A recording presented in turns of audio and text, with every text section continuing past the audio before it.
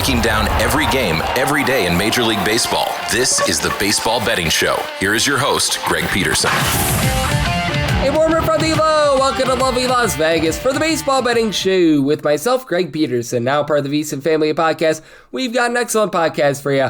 We're going to be joined in segment number 2 by one of our good friends, Colby Marchio, who does such great work over at Better Day. He launched a new Substack under Colby and Bets as well. We're going to chat with him about how he takes a look at trying to find some edges and some bets here in the early part of the season. Some teams, some of the players that he's feeling high/low on as well, and just what sort of a season we are going to be able to get this year in the final segment. Going to get you guys picks and analysis on every game on the betting board for this Baseball Tuesday as we touch them all. If you do have a question, comment, segment idea, what have you for this podcast, you have one of two ways we'll fire those in. First one is my Twitter/X timeline at @unit_D1. Keep in mind, letters EM, they mean does not matter. So as per usual, please do send these into the timeline. Other way, that is via an Apple Podcast review. Rate this podcast 5 stars. It's very much appreciated. From there, you're able to fire in whatever you'd like to hear on this podcast via that 5-star review. Did not get in any Twitter/X questions today, but had a fun day of baseball on Monday. Let's take a look back at it. Try to find some trends and try to get to know these teams a little bit better. Games from yesterday is Greg buzzing about. Here is the rowdy recap. The Kansas City Royals get the job done against the Minnesota Twins. 3-1 the final first game with the fences pulled in over at Kauffman Field, and it did produce a trio of home runs. Kyle Isbell and Isaac Collins both get their first of the campaign. For Collins, he goes deep off of Cody Funderburk. 1 1/3 innings out of the bullpen, gives up that solo home run, and pretty solid start here from Simeon Woods Richardson. Gives up that home run to Isabel, but 2 runs allowed in 5 innings. Justin Topa, pair of outside the bullpen, scoreless. Taylor Rogers, scoreless inning, but Chris with the K. Bubich, after he had a great season last year. 1 solo home run allowed over the course of 6 innings. Matt Wallner gets his first of the campaign. That's all he'd give up. Daniel Lynch, Nick Mears, John Schreiber from there. All lock it down for scoreless innings. The Walker Texas Rangers, they take it to the Baltimore Orioles. 5-2 the final as Jack Leiter, he lighters it up. 2 runs allowed in 6 innings. They give up a home run to Gunnar Anderson. First home run of the campaign, but Jacob Junis, Jaleb Beeks, Tyler Alexander all end a scoreless inning. Chris Bassett, he got taken hook, line, and sinker. 4 runs allowed in 4 1/3 innings. No home runs allowed, but just a lot of general contact for the Rangers. Only 4 of 16 with men in scoring position. Diedrich Enns, 5 outside the bullpen squirrels. Uncle Rico Garcia, 2 scoreless innings. Tyler Wells, he gives up a run and an inning. By then, it was already too little too late. You did see the Washington Nationals absolutely laying base of Philadelphia Phillies. 13-2 the final as for Taijuan Walker, his time with the Philadelphia Phillies has not been great, and he gives up 7 runs, 6 of which were earned in 4 2/3 innings, just completely lit up like a Christmas tree. For the Nationals,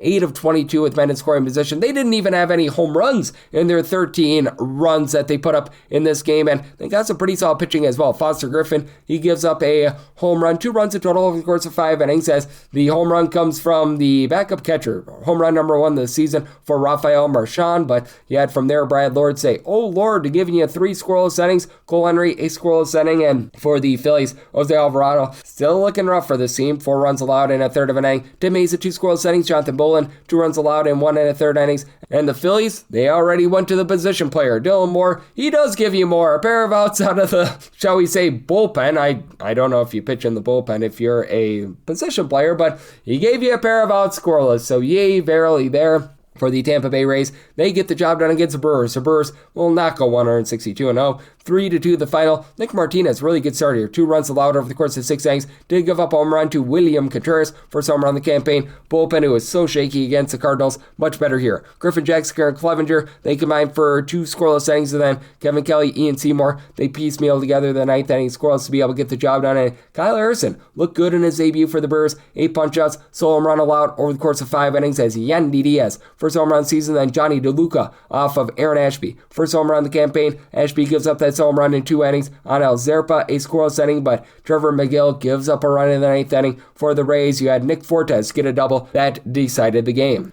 For the New York Metropolitans, they do a nice job taking it to the St. Louis Cardinals. This by a count of 4-2. For the Mets, they win this game despite going 1 of 14 with men in scoring position and stranding 11 men on base. As Clay Holmes, pretty solid start here. 2 runs allowed in 5 2/3 innings. Does give up a home run to Nolan Gorman. Second home run in the campaign. And then Kyle Leahy, he goes from being out of the bullpen to now being a starter. Not so great in his first start. 4 runs allowed in 5 innings. From there, Matt Savanson, 2 scoreless innings. George Soriano, 2 scoreless innings. But The Mets bullpen, they were on it as well. Devin Williams, his first save as a Met, scoreless ninth inning. Brooks Raley does not go off the Rayleys with a scoreless inning. And then Tobias Myers, 4 outs of the bullpen scoreless for them to get the job done. The Atlanta Braves, they were able to hold the Athletics scoreless 4-0 the final in this one. As for Bryce Elder, he looked anything but elderly in this game. 6 scoreless innings, 5 punch-outs, and then from there, scoreless innings out of Raisel Iglesias, Robert Suarez, Aaron Bummer, and for Jacob Lopez, this was a bummer.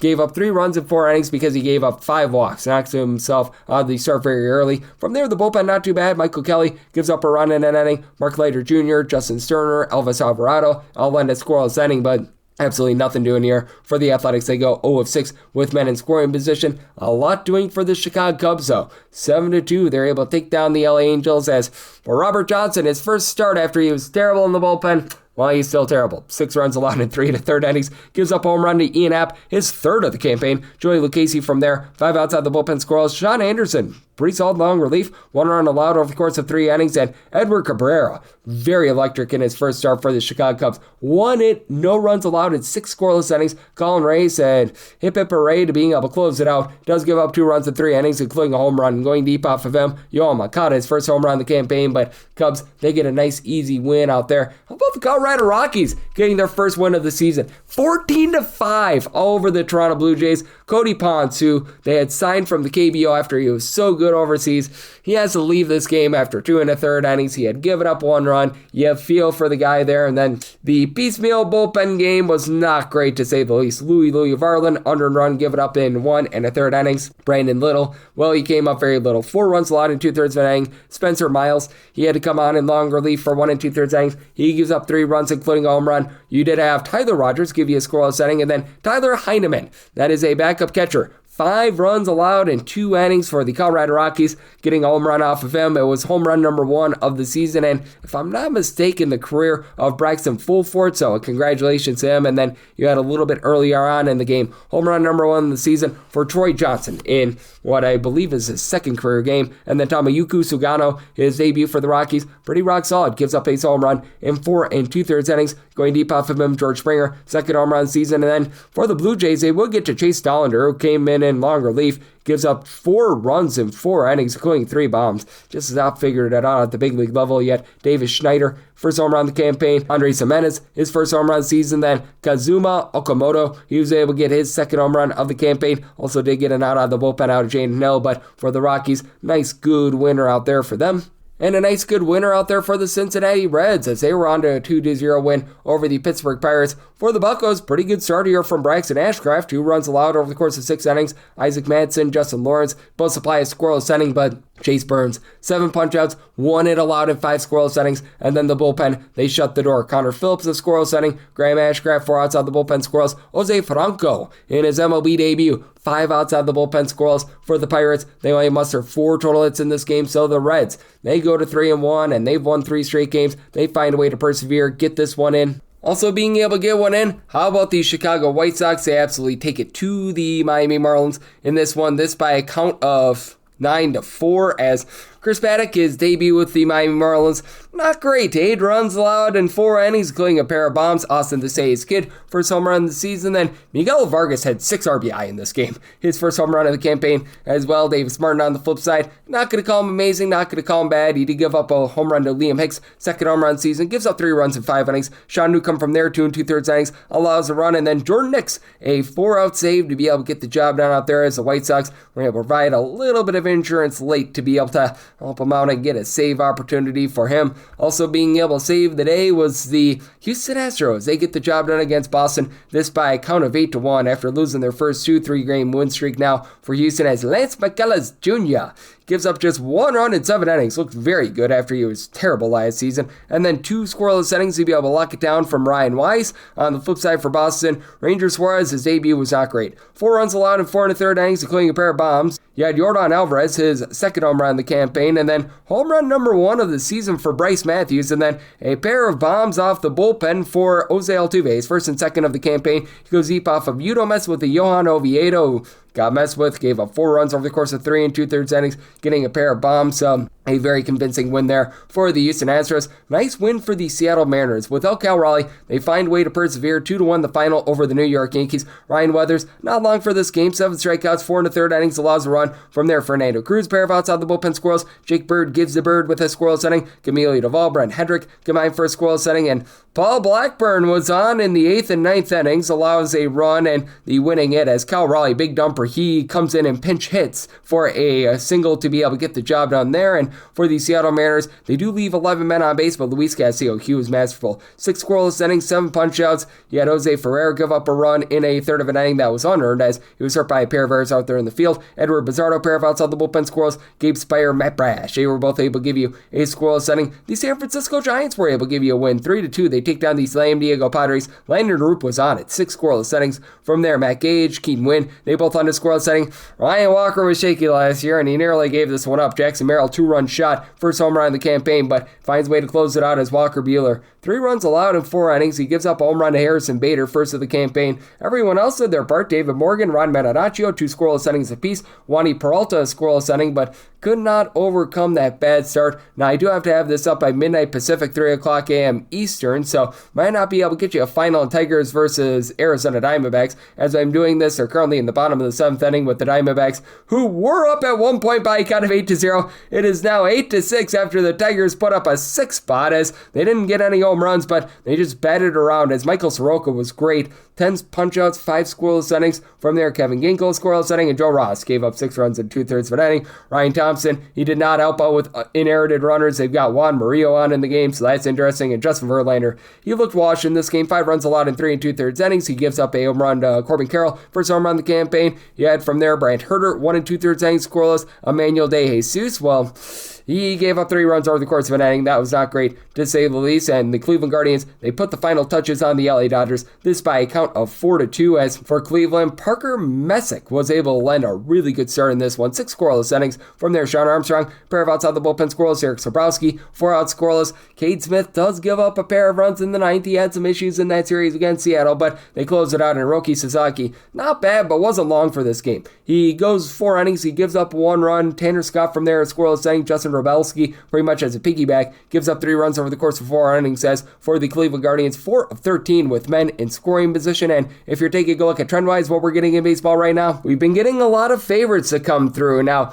this is with the Arizona Diamondbacks game still in the balance, but the favorites on the money line, 35-23, not including that game, at 60.3%. That game has already went over the total, so that brings us now to 26 overs, 32 unders, and I believe we've had now 2 pushes along the way, so the under rate is a little bit over 55.5% to begin the season, but we've been noticing some of these favorites not being able to cover the run line. We've already had 5 teams win outright a game as a favorite, but not be able to cover that -1.5 run line. So that's what we're seeing in baseball right now. That's where we're all getting trend-wise. Coming up next, let's chat it up with our good friend Colby Marchio over at Better Day, right here on the Baseball Betting Show. Myself, Greg Peterson, now a part of the BC Family Podcast.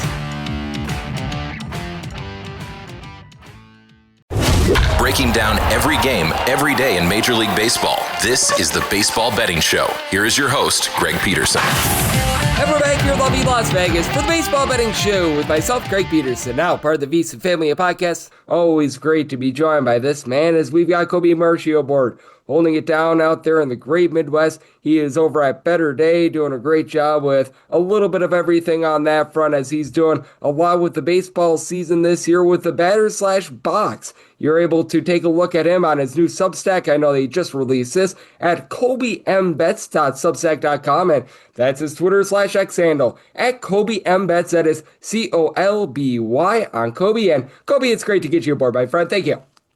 Of course. Yeah, it is the changing of the seasons, to say the least. We've got ourselves a lot to be taking a look at here, Colby, and we've got ourselves a lot that we are able to dive in on. And when it comes to the baseball season, we're a few days into it. Just how do you take a look at the upcoming baseball season? Because I do think that it's very interesting to try to come up with bets these first few days with very, very limited/no data whatsoever. 100%. And it's tough to kick off the year, and we all have our process. I go about my same process no matter what time of the year is. I'm still doing this stuff I would do if it was July. But it's tougher because do I trust some of the spring training stuff? If it's extreme, if someone's having an extremely terrible spring, Alec like Manoah. No shocker there, but like Roki Sasaki has like a 15.5 ERA. He doesn't really have much confidence going into the season. That's something I'm like, I probably should find somebody to have success against him or monitor it. Does he have success right now? We know that's a young guy that cares. We know a year ago he cried after a terrible start. They pulled him. They had that pan in real close on him. I'm going gentle. I'm easing my way in. I got a lot on the plate, but it's low units. I want to trust my process to an extent and not overexert my units and just take out the whole bankroll. I'm playing it smart, but I'm also trusting what I've done over the last 4 years that has been very successful.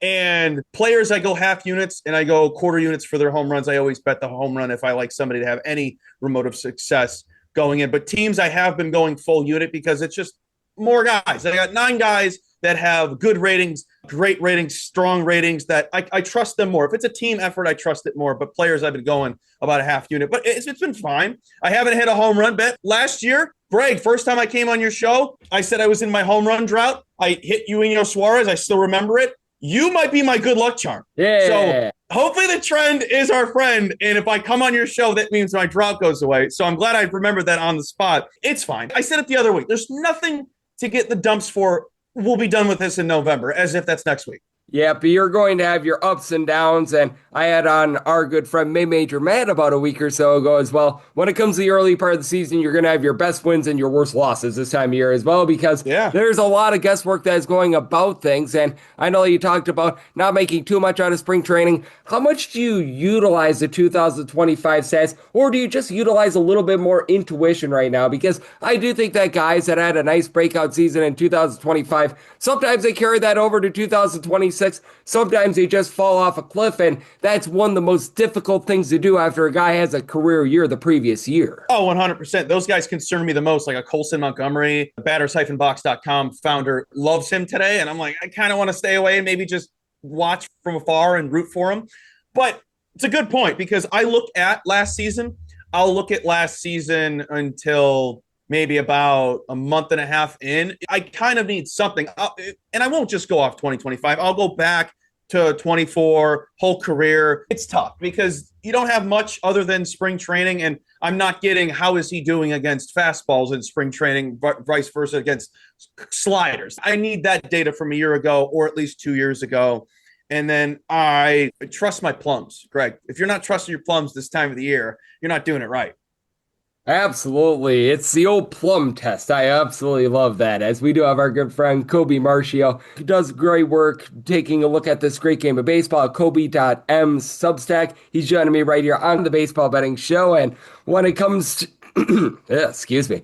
And when it comes to what we've got this upcoming season, how do you take a look at the fact that we have just been seeing some really bad bullpen pitching thus far? Because you would think coming into the season, it's like, all right, these bullpens are fresh. This is probably the time where you can trust in them a little bit more. But looking at you, the entire Rays versus St. Louis Cardinals series, looking at you, the Angels, looking at you, the Chicago White Sox, there has been some bad bullpen pitching to start the season. Yeah, there has. I mean, and those games are just awesome because people don't care. We all know this. People sometimes don't care about baseball till the basketball season is over with. Kind of need those games, I would think. It's some games where they're not dead before the lady sings. We're not going to use the F word around here as a former F word guy, big guy. We don't use that word. But if she doesn't sing, the game's not over with, which is why we love the game of baseball. It ain't over until you're truly in the grave dead. But to be fully transparent, which I always try to be with baseball, especially in all my other sports, I don't typically look at bullpens. I personally get weary. I get nervous. I get scared because I don't know who's coming out. You can tell me, hey, this is a bad bullpen versus a good one. Somebody in there is better than the worst guys. There's a spectrum there in that bullpen. And I typically don't look at it. I'm a very diehard first five guy. I like player props, so all of my handicap is off the starting pitcher. So I typically don't look at bullpens. I probably should broaden my horizon. Why settle for something when there's probably a misprice out there waiting for me to find? A first five team totals have been great to me. And I always think those are mispriced. So I'm sure there's something out there that I could take advantage of. But typically, I'm not a bullpen guy. And I know a lot of people are. My friend Jake Hassan always rattles off bullpen numbers, and I'm like, probably should know those. And I do think that it is really interesting to take a look at some of these teams, and the ones that are very trustworthy, like the San Diego Padres this year, looks like they're going to be stout towards the back half of it as well. And then just mention the teams that are not as well, and just taking a little bit more of a broad brush look at this great game of baseball. I know you're out there in the city of Chicago, so I'll bring up the NL Central because you did mention Eugenio Suarez. He is back in the Central. He's actually now with the Cincinnati Reds in Great American Small Park, so that should be fun for him to be able to belt some bombs. But how do you take a look at that division? Because when I take a look at the landscape of baseball, I think that race is going to be a good one. Certainly, I think that the AL East is going to be a good one as well when you've got a team that was a strike away from the World Series, not even perhaps being the favorite to win that division. That's going to be interesting, but I think that the NL Central could have a wide range of results, have some young teams, and I'm sure that you know this as well as I do. The St. Louis Cardinals always seems to be the demons out there in the NL Central, and a lot of people are picking them last. Yeah, you made a good point. Those are two great divisions. I can't wait to watch the AL East beat the crap out of each other. It's going to be beautiful. But the Central, I think a lot of people aren't high on the Brewers this year because they lost Peralta. I mean, now they just lost Andrew Vaughn, who's the eyes of baseball. When you got a coach like that, you can't count them out. I think they've been counted out over the last 3 years. And they just time and time again show up. And I think they're kind of like the Astros. You can't count them out until they prove it to you that they're really out. Because I think we've been saying it for a decade now. There's no way the Astros can keep this going. And maybe this is the year. But, hey, if Jordan is – now I'm going over to another division. If Jordan is Jordan this year, that team will be great. But I think it's going to be competitive. I'm still waiting for the Reds to prove me wrong. We're talking about Eugenio Suarez. I'm not a Suarez guy. And reason being, I don't know why people get excited for a guy who a lot of people hype up and talk about him like he's a top 15 hitter. If he's so great, why was he batting 6-7 with the Diamondbacks? Why was he batting 6-7 with Seattle? What is he batting with the Reds? 5th, 6th? I don't think he's that good. He's a boomer bust guy, just like a lot of these guys.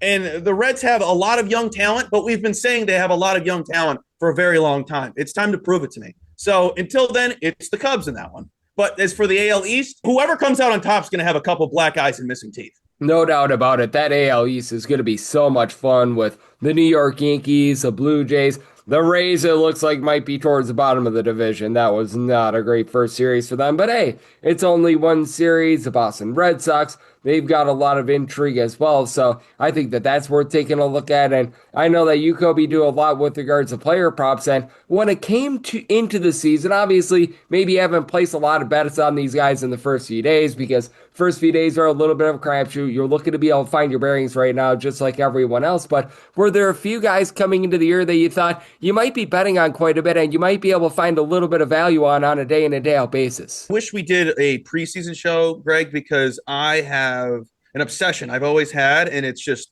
very loud this year. I have too many futures on Vinny Pasquantino. I heard about the fence moving in 10 feet, and I said he's hitting 40 home runs this year. I have him to lead the league in home runs. Does it have anything to do with the Italian roots? No. I should have started with that. No bias. No Italian bias, as my last name is Marchio, and we're from Calabria, the descent. I took the lead the league in home runs and MVP when I found out about the fence and there was nothing else to take. So I sprinkled on that quarter unit, nothing intense. It was more of a joke. And then I saw his 40 home runs was plus 4,000. Him to hit 35 was 780, something around that. For the people listening, those don't exist, and don't seek those out because you will see those prices and be livid. I took his 27 and a half home runs total this season. I think he hits 30 again.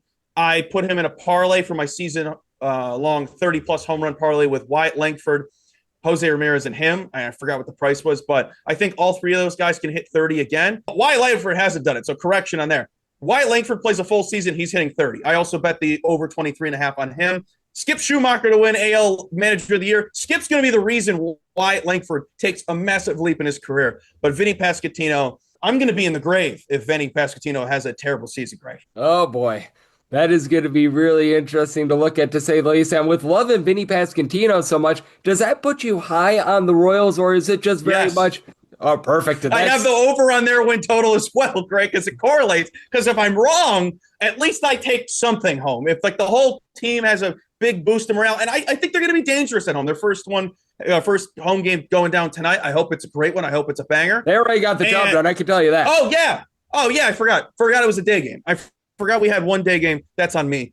But if you get Jack Caglione to take the leap that we thought he was going to have his first full season, which is fine. Let the kid make a mistake. Let him bat under 200, whatever he is. Let him struggle. He's still got Bobby Witt, Vinny, and Salvi to protect him and help him progress as a player. Michael Garcia, underrated player. I think the whole lineup is fantastic. I think it's fine. I think they're going to benefit from it. I mean, 2-3 years ago, they were one of the toughest teams to beat at home. The rotation is going to be fantastic this year. I'm very high on the Royals. And how much do you think that it's an impact that they actually moved the fences in at Kauffman Stadium this season as well? Because I know you mentioned a lot of reasons why you like Vinny Pasquantino, but that in and of itself might lend for a few more home runs for he and his teammates. That's where the obsession comes in, Greg.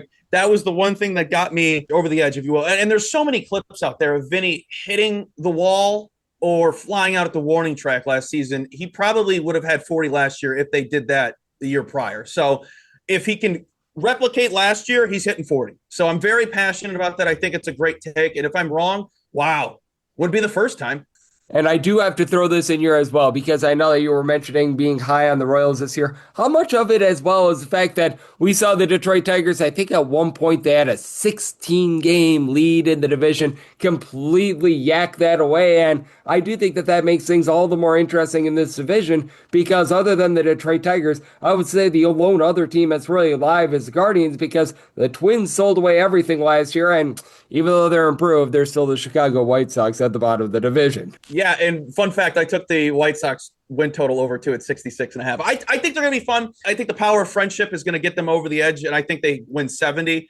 And if the Royals beat up on them, whatever. The White Sox can beat up on the Twins. I think the Twins are just going to be – they got Buxton and Wallner. Yeah, that's going to get me over to the field to get a – Hey, Murakami has like 3 home runs already for the White Sox, too. I was worried about him, and this is fantastic. I'm so glad I didn't take any of his futures. I was going to bet the under on his home runs. I wanted to root for him through the win total. I also took Will Venable to win Coach of the Year as well. He was like 50-1. I was like, he should not be last here. With the amount of young talent he has and how well he managed them in the second half last season, where the White Sox had a better record than the Dodgers, Astros, and Mets.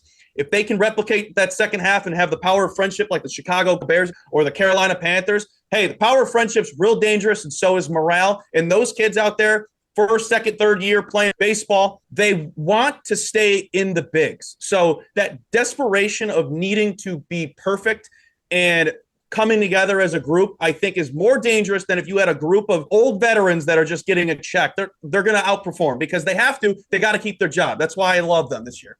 Yep, it is going to be a lot of fun to take a look at them. And Kobe, we've got ourselves an amazing baseball season coming up. Obviously, I know that your bets, they're going to be coming a little bit more fast and rampant here in the next few weeks once we get some data points, just like I'm sure it is for many of us, because it's a little bit difficult this time of year. But I know you're locked in on Substack. You're doing a great job over at Better Day and so much more. So let the good people at home know what's on tap for you and how people can follow along on social media and other platforms. 100%. You guys can follow all of my tweets, picks, write-ups, and whatnot on Twitter at Colby M. Betts. Anything you're trying to find me on, it's mostly Colby M. Betts on Picket. My Substack is colbymbetts.substack.com. Free write-ups, free every day. If you see the paid part, just know it's free. That anything paid, just view it as a tip. You do not have to pay me anything.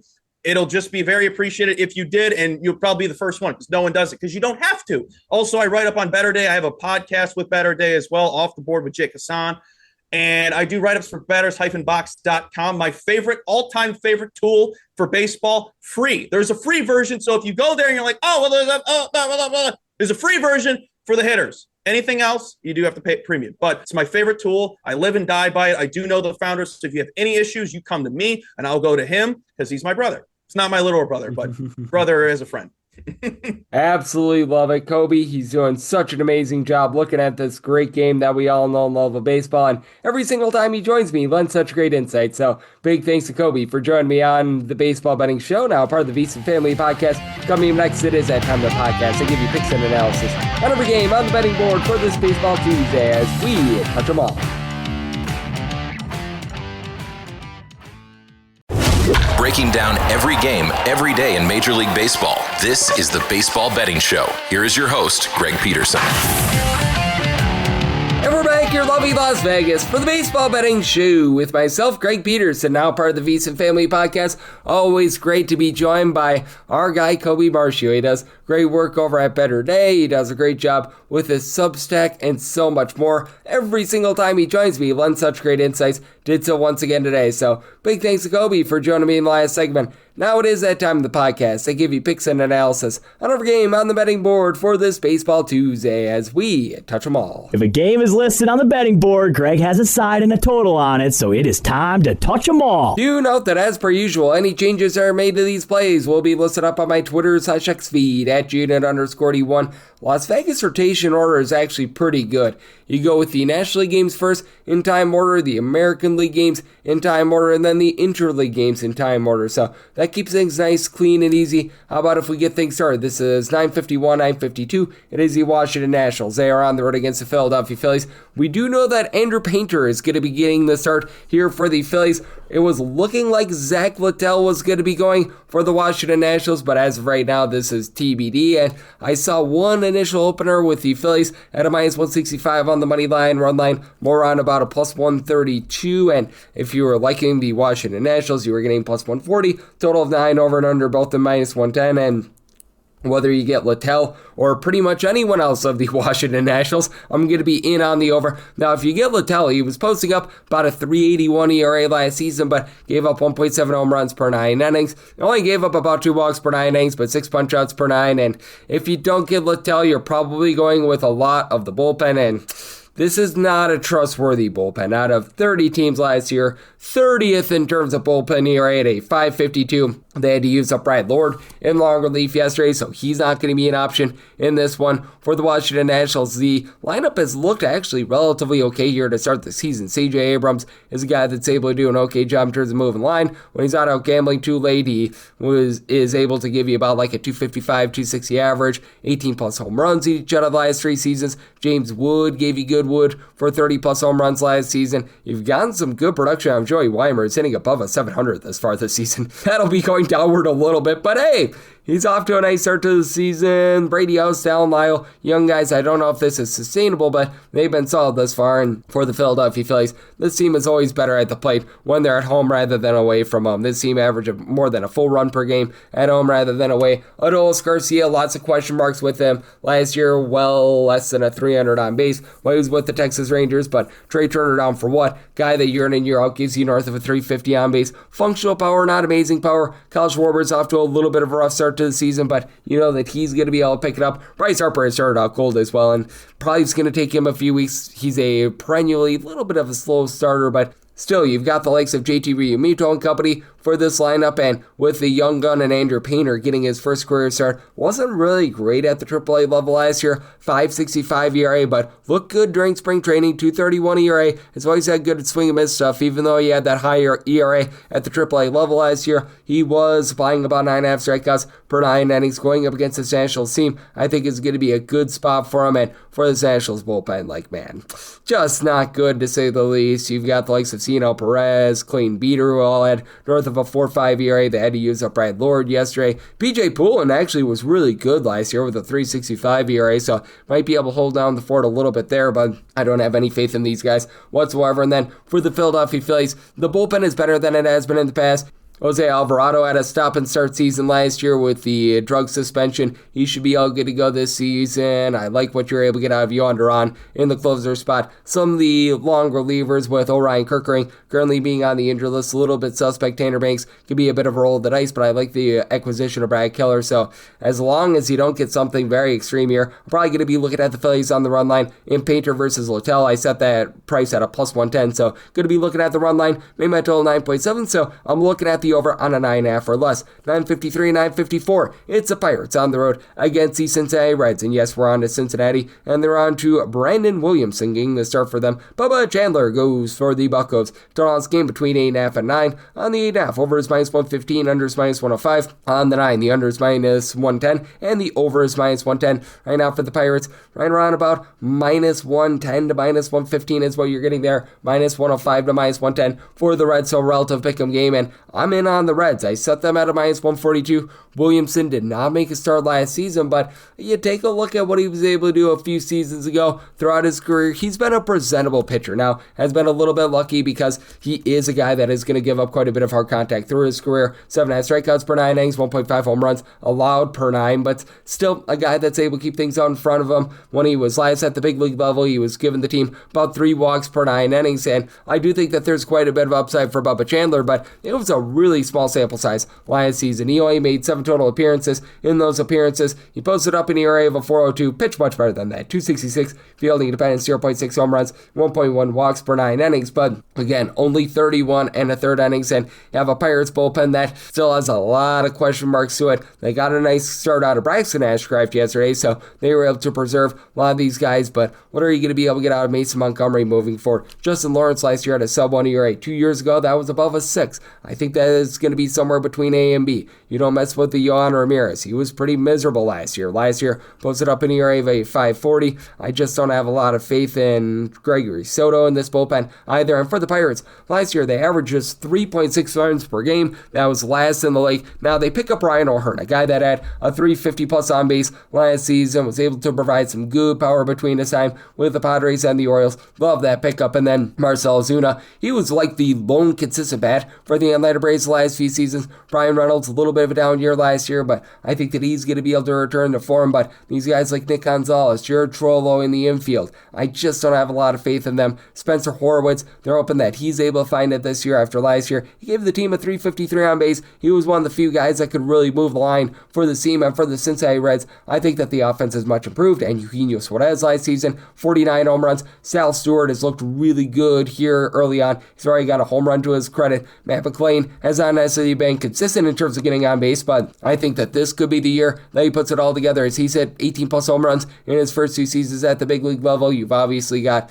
a guy in Ellie De La Cruz who's one of the most versatile pieces in all baseball. Hits for power, is able to do a great job swiping a lot of bags, and then I like the fact that Cabrian Hayes found it with his team last season. After the trade last season, he was able to get the team about a 315 on base. For the Reds, neither here nor there with their bullpen. Emilio Pagan is not a trustworthy bullpen piece, but Brock and Roll Burke, a sub 350 ERA last season. Pierce Johnson, Tony Santillan, relatively good closers, so I did set the Reds at a minus 142 here on the money line. I'm going to be willing to take that, and I did set my total at an 8.8, mostly seeing 8.5. It is Great American Small Park, so like the over and the Reds here on the money line. 9:55, 9:56. It's the Metropolitans. They are on the road. They're facing off against the St. Louis Cardinals. Andre 3000 Palante is on the bump for the Cardinals, and you've got Kodai Senga on the bump for the Mets. The Mets are between minus 155 to minus 170 favorites. They're between plus 134 to plus 140. That number on the Cardinals, and 8.5 is the total. Over and under anywhere between minus 105 to minus 115. And for the Mets,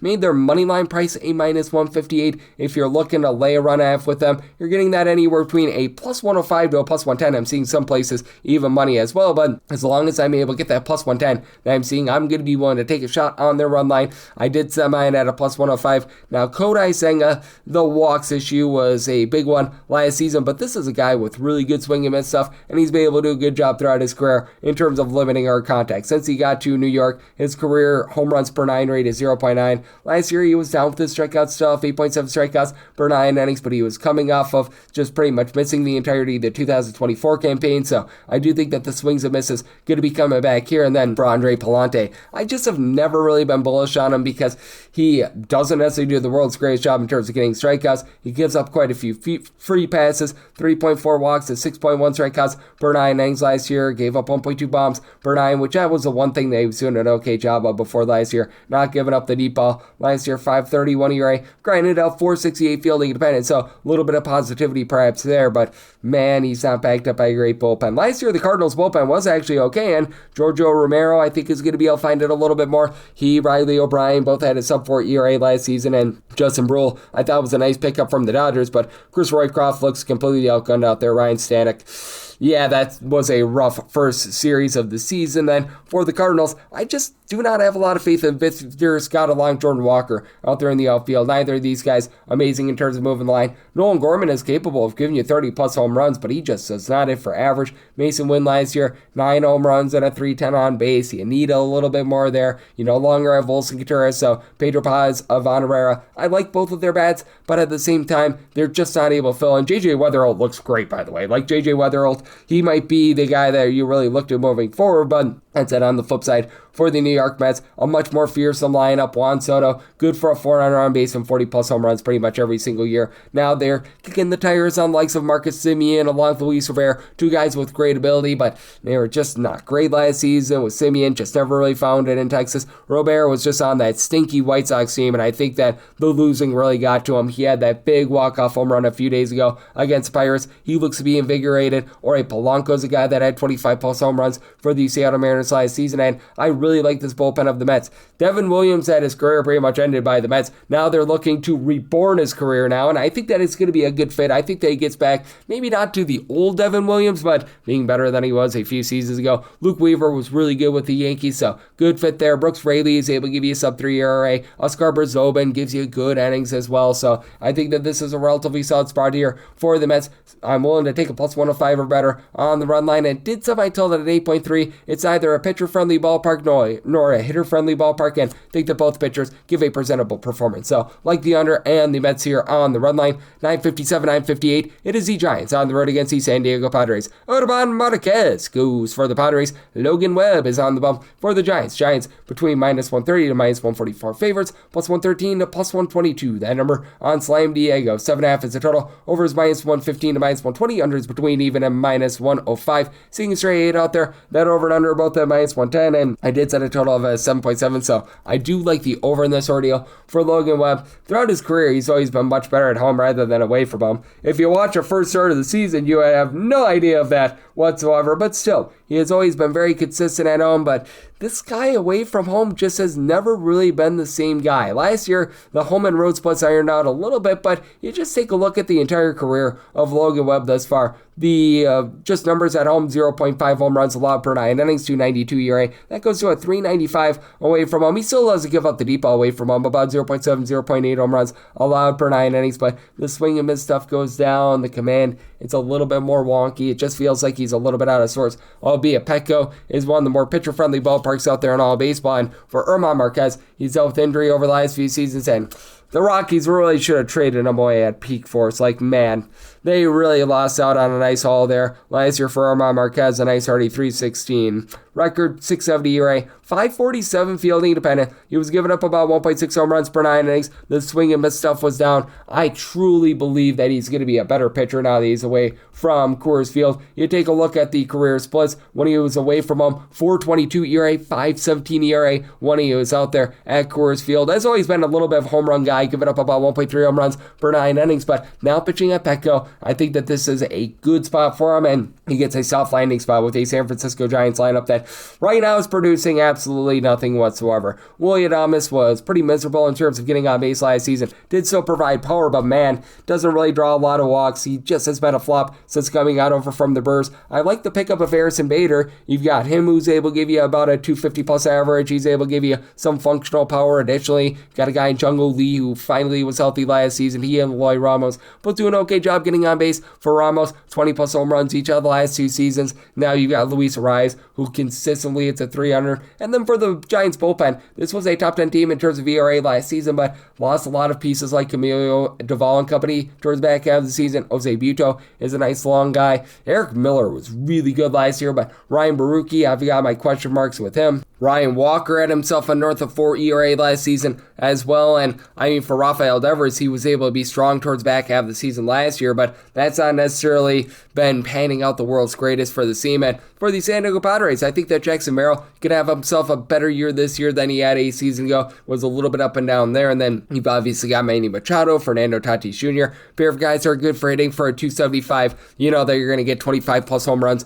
out of them. Jake Cronenworth does a good job in terms of moving the line. Gavin Sheets, he's got relatively good power as well. They've got a few guys with picking up Nick Castellanos that they're now able to platoon with. You've got Freddie Fermin at the catcher spot, who does a great job in terms of helping out as well. And for the San Diego Padres, last year, they were numero uno in all of baseball in terms of their bullpen ERA. Mason Miller, after he was a little bit rough with the A's to start the season, has found it. Now they do have Jason Adam currently on the injured list, but Andre Morejon, he was able to give you a sub-3 ERA as a really good long guy. Jeremiah Estrada has been struggling a little bit to begin the season. Do you think that he's going to be able to find it? Ron Marinaccio is a guy that I've always had a lot of respect for as a nice long guy going back to his time with the Yankees. So do you think that the Padres present a little bit of value here? I just don't trust in Logan Webb on the road, so at a plus 122 or better, I'm in on the Padres on the money line. Somebody told 7.7, so here at the 7.5, also like the over. 959, 960. It's the Walker, Texas Rangers on the road against the Baltimore Orioles. Zach Eflin hopes to not be Eflin awful for Baltimore, and for the Rangers,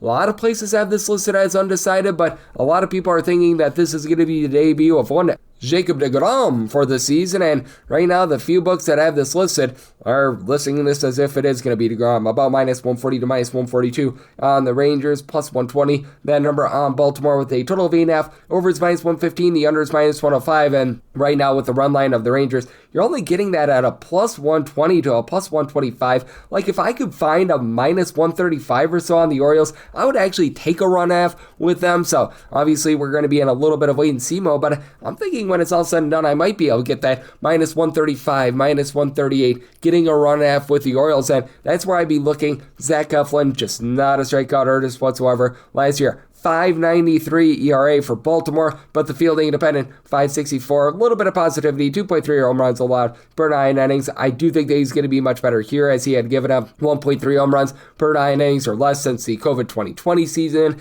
I think that was a little bit of an outlier. He was a guy that was dealing with a lot of injury, and you just don't know what you're going to get out of Jacob deGrom after he was scratched from his first start of the season very, very abruptly. I mean, is he going to be 100%? I'm not sure. And last season, 2.97 ERA was rock solid there. He did give up a little bit of the deep ball though. 1.4 home runs allowed per 9 innings, and the swing and miss stuff is so good. Not quite as good as it has been in the past. 9.6 strikeouts per 9 innings. And again, how deep is he going to be able to go in a game? Now, the good news for the Rangers is that they were actually a top 5 bullpen in terms of ERA last season. I really like what Cole Williams brings to the table. Sub 2 ERA last season. They pick up Jacob Junis, Jalen Beeks, 2 long guys. They used them both yesterday, but only for about 13 or so pitches. So both of these guys should be able to go here. You've got a few other guys that you're able to mix and match with the bullpen. So Rangers should be relatively fine there, and for the Orioles, obviously not having Felix Bautista, that's not amazing to say the least, but I do think that the bullpen could be a little bit better this year. They've got Dietrich Hens,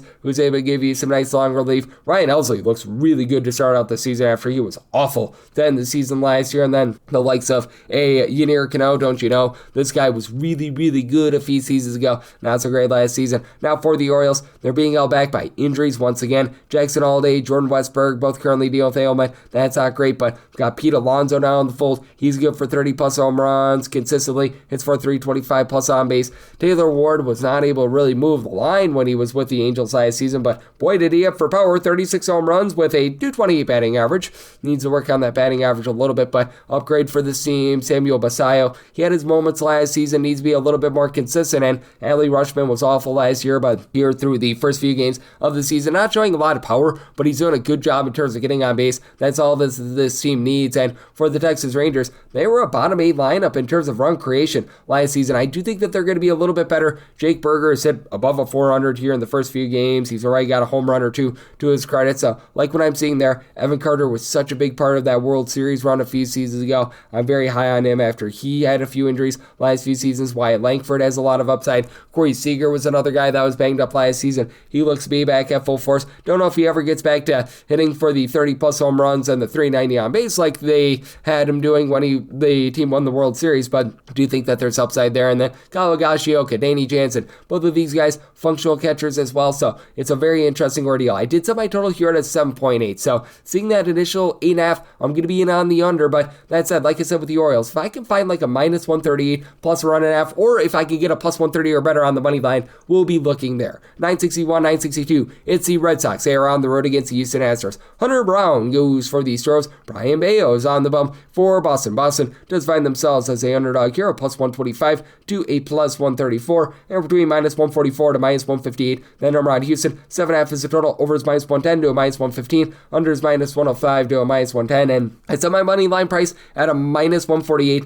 I would have needed north of a plus 160 to take a shot on the run line. Right now, that's plus 140 to plus 150. I personally would rather lay the chalk here, money line here, mainly because I do think that this is going to be a lower scoring game. I've got a lot of respect for Brian Bayo. Not a guy that's going to give you a whole bunch of strikeouts or anything like that, but he's able to do a nice job in terms of keeping things out in front of him. He's got a really, really good amount of off-speed stuff and keeps the ball low, so that way he doesn't give up home runs. 0.9 home runs allowed per 9 innings. He was only getting about 6 strikeouts per 9 innings, so his 3.35 ERA backed up by 4.19 fielding dependent, but overall, really like his overall repertoire. And then for Hunter Brown, this is someone that really came into his own last season. Good swing and miss stuff, along with the command being much better last season. Last season, he was able to punch out about 10 guys per 9 innings with only about 2.8 walks per 9, 0.8 home runs per 9 innings, 2.43 ERA, so was incredibly impressed by him. And for the Astros, they are currently dealing some ailments in the bullpen. Not having Josh Hader out there is no doubt very big, along with Bennett Sosa, but you've got the Bryants, Brian King, Brian Abreu, along Steven Okert,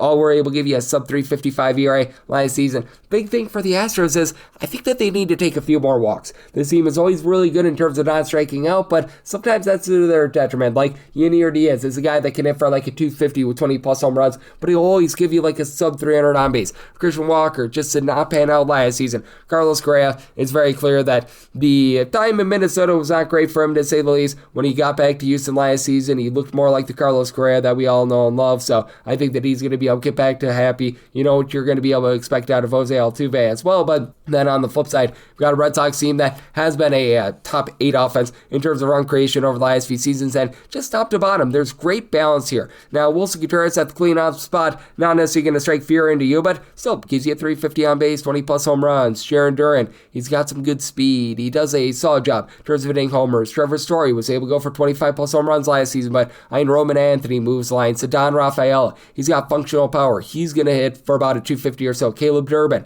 nice pickup there. So just top to bottom with the Red Sox, they've got a lot of guys that find a way on. And for the Red Sox, this is a really good bullpen, as well as you've got Aroldis Chapman just absolutely closing the door in games. They pick up Danny Kalum in the offseason at a sub 3 ERA. Justin Slayton, Garrett Woodlock, these are two nice long guys. They're able to give you some good innings as well, but I just think that Hunter Brown going to be better in this spot, and I do think that both of these offenses get all down. So semi-total 7.4. I like the under and the Astros on the money line, made this minus 148. 963, 964. The Yankees are on the road against the Seattle Mariners. Logan Gilbert goes for Seattle, and Max Fried is on the bump for the Yankees. Yankees minus 110 to minus 120 favorites, and between plus 102 to minus 105. Then number on Seattle. 7 is the total. Over and under between minus 105 to minus 115. Made my total 6.9. I do like the under. Max Fried, last few seasons, has just started out seasons so strong. Now the Giants are not looking great at the plate, but he went out there, just dominated night number 1. Love to be able to see that. Last season, a 2.86 ERA with the New York Yankees with a 3.07 fielding dependent, giving up just 0.6 home runs per 9 innings. And prior to the All-Star break, he was posting up a sub-2 ERA. I really like what he's able to bring to the table there. And for Logan Gilbert, he does have a propensity to give up the deep ball a little bit too much. Last season was giving up in that neighborhood about 1.4 home runs per 9 innings, but he was really getting the strikeouts, and he's always been much better when he's been at home rather than away from home. 1.9 strikeouts to 2.1 walks per 9 innings, and Seattle, obviously one of the most pitcher-friendly ballparks in all of baseball. You look at what Logan Gilbert was able to do in Seattle last season. He was supplying the team with more of a 2.24 ERA compared to a 4.74 away from him, so I do think that he's going to be able to go out there, give you a good start, but now you go up against a Yankees lineup that they could still be a little bit all or nothing, but they just feel a little bit more well-rounded this year. Trent Grisham came into his own last season, a guy that's able to give you power, but he's also able to move the line. Absolutely love the fact that they pick up Cody Bellinger, who's been off to a nice start to the season. Giancarlo Stanton has actually been able to hit for more than just home runs thus far this season as well. Aaron Judge, after that big, I believe it was like 0 for 4, 0 for 5 performance in the first game of the season. He had back-to-back home runs in that series against the Giants, so he's back up and running. And it feels like Ryan McMahon starting to figure it out after he just was not great towards the back half of his career with the Colorado Rockies. Flip side for the Seattle Mariners, and you've got big jumper Cal Raleigh right now deal with a little bit of injury, and that's big because he was supplying the team with 60 home runs. They no longer have Eugenio Suarez, who they picked up at the trade deadline. Now, I love the pickup of Brendan Donovan. Always a 350 on-base guy with Cardinals. He had 2 home runs in that first series against the Cleveland Guardians. Randy Arozarena is a guy that does a solid job in terms of moving the line, getting on base, but can be inconsistent. Julio Rodriguez, though, is always a very slow starter, so that's something to keep in mind. They're going to be relying upon Victor Robles with some of the injuries that they've got moving forward as well. Leo Rivas is seeing some at-bats as well. Now for the Seattle Mariners, the back half of the bullpen is very, shall we say, supreme. You've got 2 guys in Matt Brash, Andres Munoz in the 8th and 9th inning that I feel like is one of the best duos in all of baseball. Edward Bazardo, he does a great job giving you good innings. Gabe Spire had a sub-3 ERA last season, and for the New York Yankees, no longer do they have Luke Weaver, but they did a nice job at the trade deadline picking up a pair of guys they like in Camilo Duvall, David Benner. Tim Hill has been very consistent for this bullpen the last few seasons. Fernando Cruz, I think, is a really underrated reliever as well. I remember a few years ago he had a sub-150 ERA with the Reds. Last year, more like a 356 ERA, but I think he'll be able to hold down the fort as well. This is one of the most pitcher-friendly ballparks in all baseball. Cal Raleigh being out, I really think helps out the Yankees in this spot. So I did set the Yankees more around a minus 123, like them on the money line, made a total of 6.9. So you're at the 7, I'm in on the under as well. 965, 966. It's Eric Fetty Wap and the Chicago White Sox on the road against the Miami Marlins. Mr. Fetty is going to be facing off against Jansen Junk of the Miami Marlins. And right now with the Marlins, they are a favorite of anywhere between about minus 140 to minus 150, plus 120 to plus 130. Then around the White Sox, 8.5 is the total. Over is between minus 110 to a minus 115. Under is between minus 105 to a minus 110. And when it comes to the Marlins, I did set them on the money line at a minus 149. Don't want to press my luck with the run line, but I think that Jansen Junk is in for a good year. Now, he needs to increase the swing and miss stuff. He was only getting about 6.1, 6.2 strikeouts per 9 innings last season, but I want to talk about master in terms of not beating himself. It was Mr. Junk. Now, post All-Star break, I think they gave up 3+ runs in like all but 2 of his starts, so that's a little bit of an issue. Seems like he got figured out, but he does a great job in terms of throwing strikes. 0.7 home runs allowed per 9 innings last year, 1.1 walks allowed per 9 innings. And for Fetty, keep in mind, 2 seasons ago when he was with the White Sox in 2024, he had a really nice start to the season. He had come on over from the KBO. He had a 3.11 ERA through 21 starts. He was dominating when he was out there in Chicago. Gets traded to the Cardinals. It goes down the toilet bowl. And then last year, 5.49 ERA. His walks per 9 rate is 4.2. He's only getting about 5.6 strikeouts per 9 innings. He's never been a strikeout artist for his career. About 6.9 very nice strikeouts per 9 innings. But I do think that he's going to benefit from pitching in Miami in this game, as Miami is quite a bit more of a pitcher's ballpark. You wouldn't know yesterday, looking at the White Sox putting up a nice 9 spot. And hey, for the White Sox, they are getting some nice offense right now. They're a team that really doesn't strike out a ton. You've got Montaka Murakami, who's already got 3 home runs to his credit. You had Miguel Vargas go for 6 RBI yesterday, which don't think that that's going to be the norm for him. And Lennon Sosa has been miserable to start the season, but Edgar Quiero at the catcher spot, he moves the line. He's able to hit above 275. He's been off to a rough start this season, but Luan Acuna, I think, has a little bit of upside. Awesome to say his kid. These guys are solid, but outside of Murakami, I'm just not sure who really gives you power outside of Andrew Benintendi, who got the day off yesterday. And then on the flip side for the Miami Marlins, Jacob Marcy at the top. He's a guy that's able to move the line. He's got some functional power as well. Took part in the World Baseball Classic. You're looking at some of these young guys like a Griffin Kona and Connor Norby to be able to step up, especially with Kyle Sowers right now deal with an injury. Augustin Ramirez doesn't hit for a lot of average, but last year, 20-plus home runs. Xavier Edwards, he doesn't hit for any sort of power whatsoever, but he was a guy that last year was able to hit above a 270, so like the way that he moves the line. Do have to have a lot of trepidation with this White Sox bullpen, though. Ryan Taylor last year, north of a 4.5 ERA. Jordan Leisure always hovers right around about like a 4 ERA. Just not a guy that's great. If you're looking at him as one of your main relievers, your bullpen's probably not very good. They're kicking the tires on Jordan Hicks. He seems pretty washed at this point. Sir Anthony Dominguez, he absolutely gave it up against the Brewers a few days ago. He's never really been a guy that's been overly trustworthy. And for the Miami Marlins, this is a team that does a really good job in terms of mixing and matching with the bullpen. They had to use up Blake Picard for a bunch of innings yesterday, but that saves the fact that you've got Anthony Bender, Calvin Fauché, who gave you a sub-350 ERA last season. I like the pickup of John King. Andrew Nardi was presentable in the bullpen 2 years ago. Last year, that was a rough one with about a 5 ERA. I think they can get back to that 2024 form, and I do think that both of these starting pitchers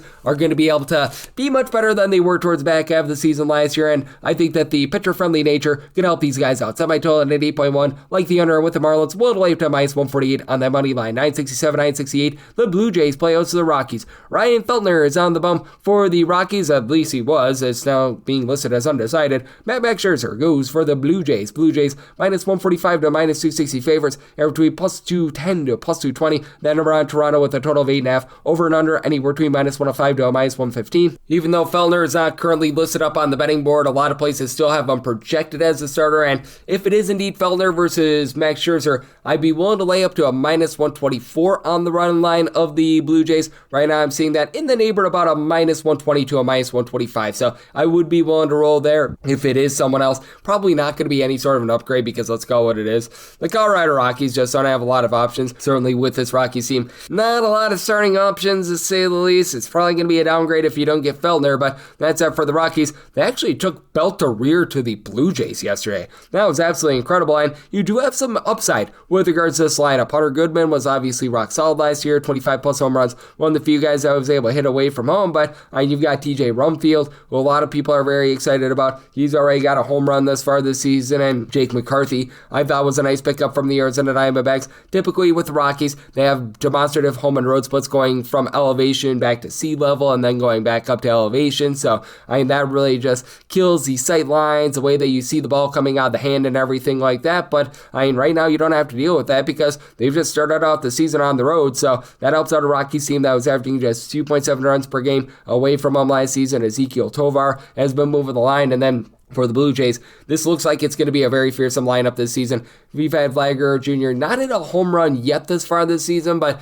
he only had 23 during the regular season. Got it going in the postseason. I think that he's in for a big season this year. George Springer already up to a pair of bombs after he had a career year last season. Dalton Varsho last year, he was getting a home run every about 13 or so at bats. Andres Gimenez, after a miserable year last year, was rock solid, and I thought it was a really nice pickup in the offseason that they got Kazuma Okamoto, who's been able to do a really good job in the infield for this team thus far. And for the Blue Jays, the biggest issue for this team is the bullpen. Cody Ponce, the Ponceation, he only lasted 2 1/3 innings in the game on Monday, so they had to burn up a lot of the bullpen. So these guys like Brandon Little, Taylor Rogers, they all had to come out of the bullpen. Louis Varland was used for 30 pitches, so it does hurt this team. And for Max Scherzer, he's very much up there in years, so that is not going to be able to help them out too much with Scherzer. I do think that he's going to be able to go out there, give you a presentable start. And hey, for Max Scherzer, you weren't sure towards the beginning part of the year last year if you were going to be able to get anything out of him whatsoever. He looked presentable in the postseason run last year. During the regular season, made 17 starts, had a 5.19 ERA.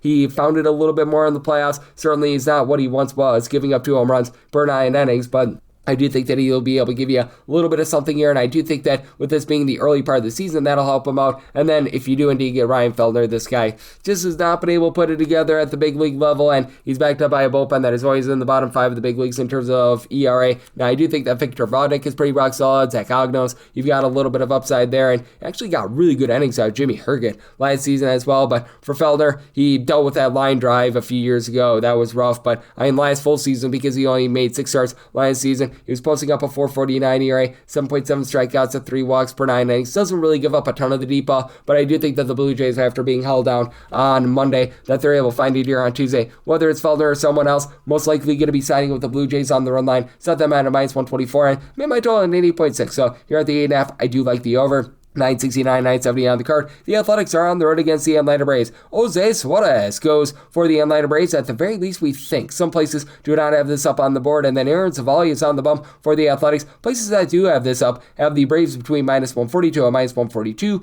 between plus 120 to a plus 125 for the Athletics with a total of 9. Over is minus 115. The under is minus 105. And if we do indeed get Suarez going against Savali, I did set Suarez as a minus 148 favorite. So I'd be willing to lay like a minus 140, minus 142 on the money line. Now, if it isn't Suarez that gets a start, it's most likely going to be Martin Perez. And honestly, Perez has always been a really good player towards the beginning part of the season. He just wears down as the season goes along. So if you do get Martin Perez, I'd probably be setting him closer to about a minus 158 on the money line. I feel like that's about a 10 cent or so upgrade. I feel like that's fair, even though Perez, last season, he went 1-6 with the White Sox. He posted up a 3.54 ERA. Never has really been a strikeout guy with about 7 strikeouts per 9 innings. And then with regards to Jose Suarez, if he ends up getting the start, which a lot of the places are projecting him as the starter for this game. He actually found it last season with the Atlanta Braves. Very, very small sample size, but in the 19 1/3 innings that he pitched, he gave up only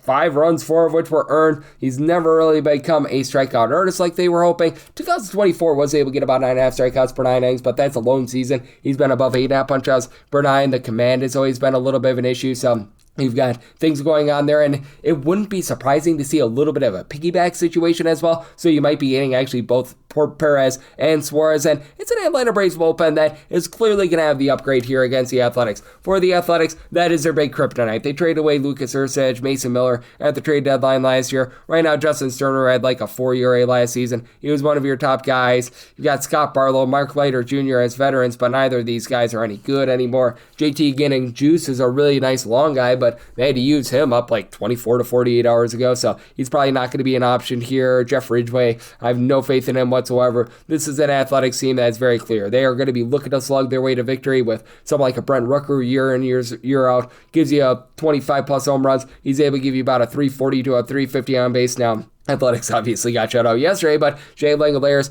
banged for 30 plus home runs at a 270 average last season. Tyler Soderstrom, he had a really nice start to the year last year, waned a little bit towards the back half of the season, but he's a young guy, much like Nick Kurtz, that should be able to provide a lot after Kurtz. He hit for a 300 with 30 plus home runs last season. Jacob Wilson does a great job in terms of moving the line, so the Athletics, they're looking to raw horsepower here. And then for the Atlanta Braves, Ronald Acuna Jr., he's back. A little bit of a slow start here in the first series or so of the season, but multiple hits yesterday. That's big. Mauricio Dubon actually gave them 3 hits yesterday, which aren't expecting that. They've got a little bit more, shall we say, versatility with the lineup, with having someone like a Mike Yastrzemski platooning with Eli White. That's a good split for this team. Ozzie Albies, he's back, and if they can get more out of Matt Olson, last 2 years, 29 home runs after he had 54 in that epic year 3 years ago, I do think that there's a lot of upside here. I don't think the Braves ever returned to averaging 5.75 runs per game like they did in 2023, but injuries the last 2 years have really robbed them, and for the Atlanta Braves, bullpen, I'm lukewarm on, I think is a fair way of putting it, but they do have some nice pieces. Robert Suarez was a great closer with the San Diego Padres. He's going to be the setup man for Raciel Iglesias, so they need to get going. Last year, he was absolutely awful for the team, but so far so good out of this bullpen. Aaron Bummer, he's a guy that you're neither here nor there on, but Tyler Kinley, since joining the team from the Rockies, sub 250 ERA dating back to the back half of the season last year. Dylan Lee gives you about a little bit above a 3 ERA, and for Aaron Savali,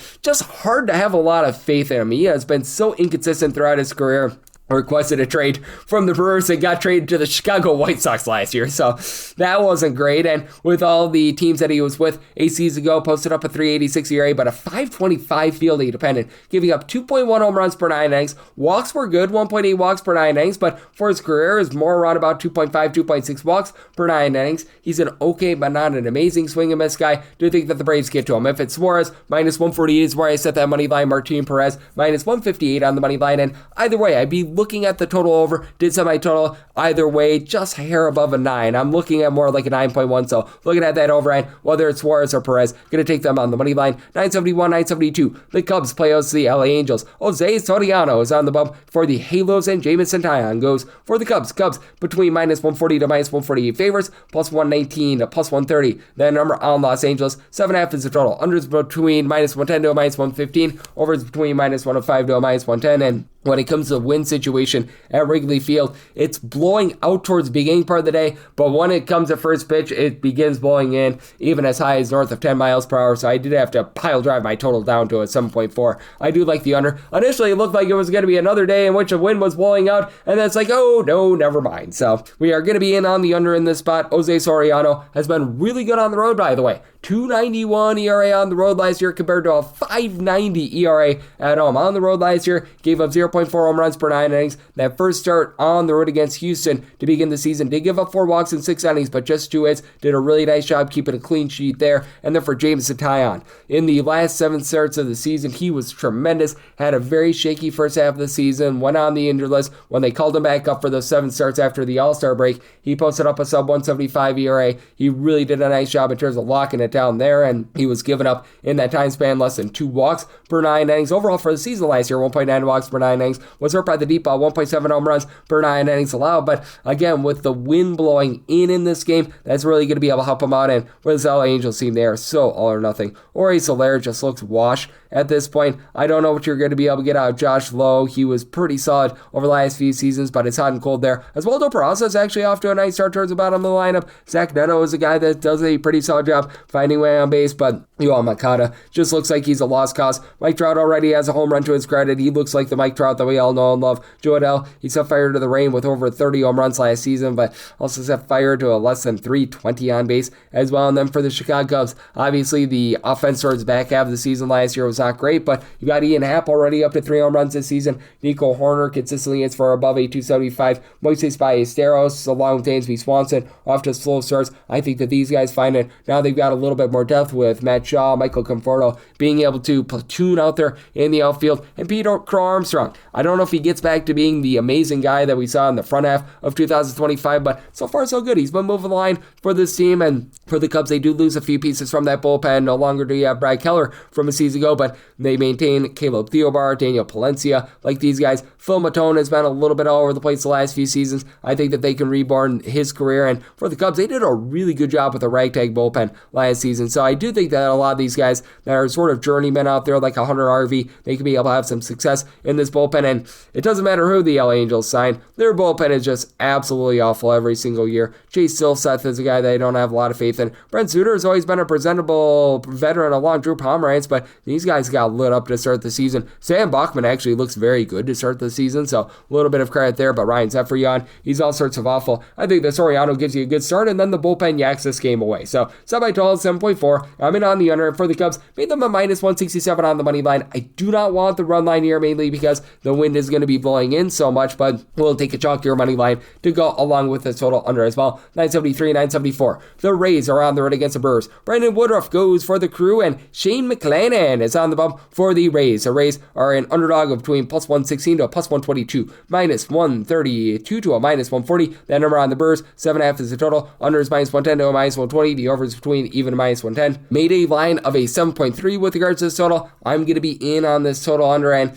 if we can get up to a plus 127 on the Rays, that will become my buy point on the money line. This is starting to creep northward as this opened up at a plus 111. Now I'm seeing plus 122, plus 125, so just a few pennies more is going to be putting me in there, because for Shane McClanahan, I don't think that he's going to be pitching the same allotment that you'd expect a few seasons ago from a normal start after he missed pretty much all of last year due to injury, and as a matter of fact, he missed each of the last 2 seasons due to injury. But when we saw this guy in 2023, he was one of the most electrifying pitchers in all of baseball that season. He was giving up about 1.2 home runs per 9 innings, but 9.5 punch outs per 9. The ability is clearly there, and he got in some solid work during spring training, so I do think that he's going to be just fine there. It looked actually really, really good in spring training. And then on the flip side for Brandon Woodruff, he's a guy that's just off and on injured, but after he missed like a year and a half, he came back last season and he was rock solid. 320 ERA with a 317 fielding dependent, 11.5 strikeouts per 9 innings, gives up the deep ball a little bit more than what you'd like, and a little bit of a stop and start sort of spring training, but I do think that he's going to be fine as well. And when it comes to the Brewers,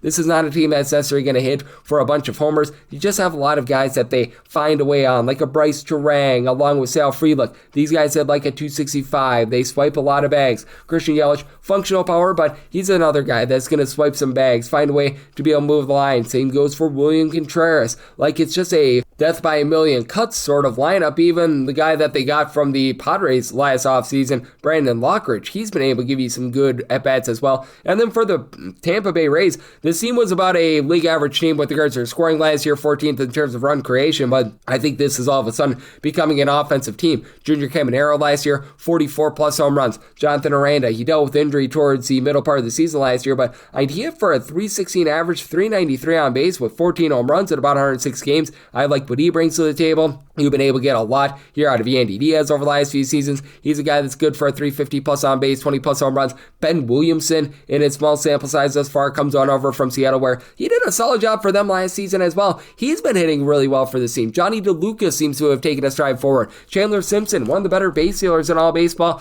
This Rays bullpen is now absolutely terrible, though. Like, they signed Griffin Jacks. That is not working out for them. Brian Baker, Cole Sulzer, these guys are not the answer. Ian Seymour is a long guy. He should be starting for this team, not coming out of the bullpen. So the bullpen is uncharacteristically really bad right now for the Tampa Bay Rays, and for the Brewers, that is a big reason why I do have to set them as a bit of a favorite here, because with Milwaukee, you've got Abner Uribe, who gave you a sub-2 ERA last season, Jared Koenig, Aaron Ashby, Trevor McGill. These guys all give you sub-350 ERA. Grant Anderson is able to give you good multiple innings as well, so it's an interesting circumstance. If this can get up to a plus 127, which when it's all said and done, do you think that we get that on the Rays? Could be willing to take a shot on them on the money line, and with this total, do you like the under? I trust in Woodruff and McClain in here, semi-total 7.3, so like that under. 975, 976. It's the Tigers on the road against the Arizona Diamondbacks. Brandon Pfaadt looks a battle for Arizona, and then you've got Casey Mize on the bump for Detroit. Detroit is anywhere between minus 104 to a minus 108, and between minus 105 to a minus 112. Then around the Diamondbacks, so essentially a pick 'em line. Total's 9.5. Under is minus 115, over is minus 105, and I made a total of a 9.2. I do like the under.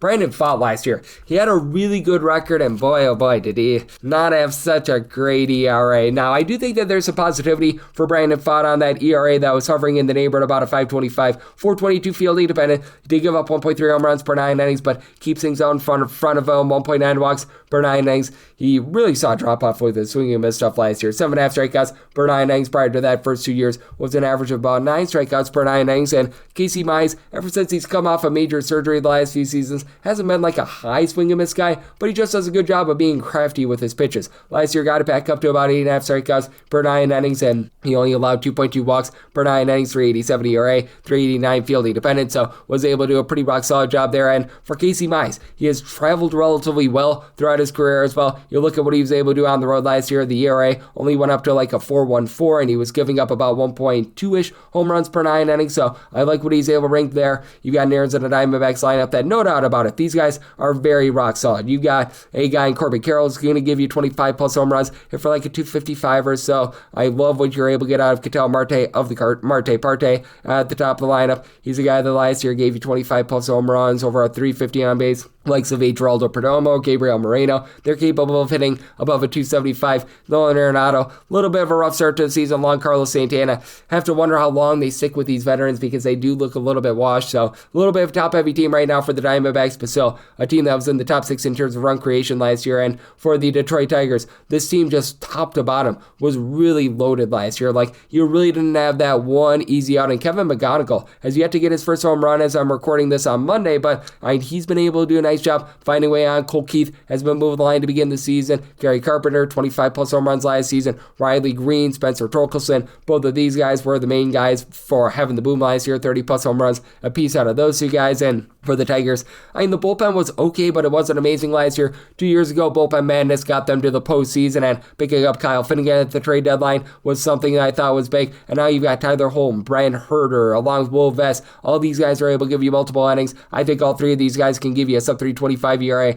this season. Kenley Jansen at the closer spot is not good. I'm not going to sugarcoat that, but it's still better than what you've got in this Arizona Diamondbacks bullpen. They're relying upon Paul Sewell. There's no trusting in him whatsoever. Kevin Ginkel is a guy that's unreliable in the bullpen. Ryan Thompson, when he's fully healthy, I do think that there's a little bit of upside there. Taylor Clark is one of your main long guys, was actually pretty solid with the Royals last season, but he's been all over the place throughout his career. Second stint here with the Arizona Diamondbacks, and I anticipate this being once again being a bottom 10 bullpen bullpen, especially with Juan Murillo getting innings. So I did set my line at a 9.2 with regards to this total, like the under with the starters. And for the Tigers, made them the minus 114 favorite. So wanted to trust in them on the money line and wrap things up with 977, 978. The Dodgers play host to the Cleveland Guardians. We do know that Shohei Ohtani is going to be getting the start for the Dodgers. Appears as though Tanner Bybee going to be going for the Guardians. That initial opener was the Guardians being plus 194. Minus 235 is the money line on the Dodgers if you're looking to lay a run half. Seeing that at FanDuel at a minus 111. Total is 8. Over is minus 115. The under is minus 105. And made a total of an 8.1. So 8 or less I'm going to be in on the over. And assuming that we do get Bybee in this ordeal. Didn't have a great year last year. I think that he's going to be able to bounce back a little bit more this season, as last year he posted up an ERA of a 4.24 mainly because he was giving up too much of the deep ball. 1.3 home runs allowed per 9 innings. He had been a really good swing and miss guy in the first 2 years of his career. Last year down to about 8 strikeouts per 9 innings. That really just destroyed him. Now he is backed up by a Guardians bullpen that last year, once again, they were in the top 5 in terms of bullpen ERA. And you've got a lot of nice pieces. Sean Armstrong, Eric Zabrowski, Cade Smith all had a sub 350 ERA last season. Matt Festa, I don't have a lot of faith in him, but I liked Tim Aaron. Now they are dealing with an injury to Hunter Gaddis, so that hurts them, but it looks like this Guardians lineup is going to be a little bit better as well. You've got Chase DeLauder, who provided 4 home runs in the first 3 games of the season. They signed Rhys Hoskins in the offseason. Not the best in terms of moving line, but he'll give you a little bit of power. Now you need more out of the likes of Gabriel Reyes, Brian Rocchio, CJ Kafis. These guys are off, but Steven Kwan at the top finds way on. You know that Jose Ramirez is good for 25 plus home runs at a 350 on base, but it just doesn't compare to the LA Dodgers. Like, let's call it what it is. Will Smith, he gets jiggy with it for 20 plus home runs. He'll hit for like a 300. Mookie Betts wasn't even great during the regular season last year. Freddie Freeman has dealt with a little bit of like injury and illness, but you know that he's going to be rock solid. They pick up Kyle Tucker in the offseason. He last year with the Cubs had a really nice season. Andy Paz, Oscar Hernandez,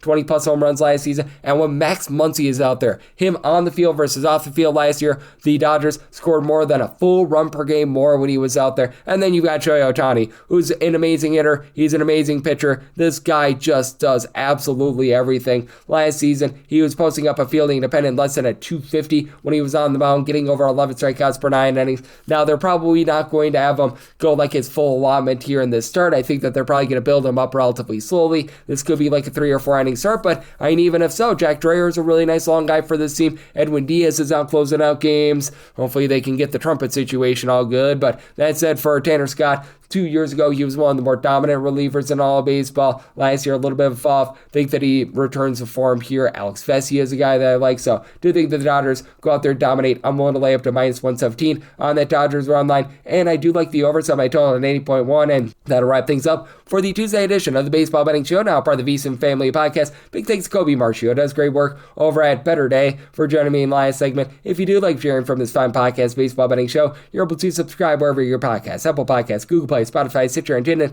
If you have a question, comment, segment idea, whatever you for this podcast, you have 1 or 2 ways to be able to fire those in. First one is my Twitter/X timeline at GUNet_D1. Keep in mind, Larry CM, naming does not matter, so per usual, please do send these into the timeline. Other way is find an Apple Podcast review. If you rate this podcast 5 stars, it's very much appreciated. From there, you're able to fire in whatever you'd like to hear on this podcast via that 5-star review. Coming at you guys every single day with picks and analysis on every single game, every single day. So I'll be back with you once again tomorrow. Thank you.